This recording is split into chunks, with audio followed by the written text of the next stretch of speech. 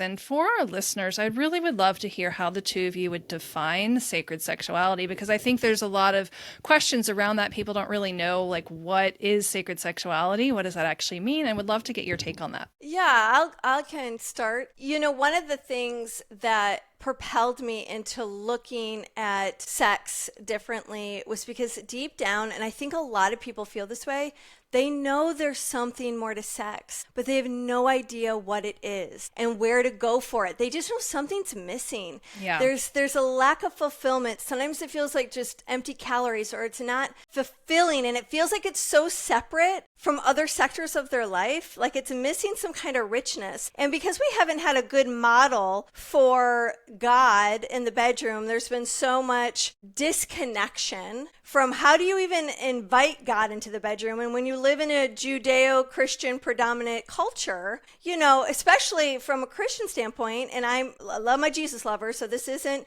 anything wrong with Christianity other than to say there's no role models for the divine lovership, for holy relationship, for people who are taking a look at partnership and wanting to spiritualize it. And what's so unique about sexual relationships is the sex part. So, I mean, that's the only relationship. All of our other relationships do not include sex. And yet we have these ones that do. Why are we leaving out a whole part of our life that feels rich to us? So Tantra oftentimes ends up being an answer to that question. There's got to be something more. And how it provides context for that is it gives people rituals. So you're taking the ordinary and you're making it extraordinary.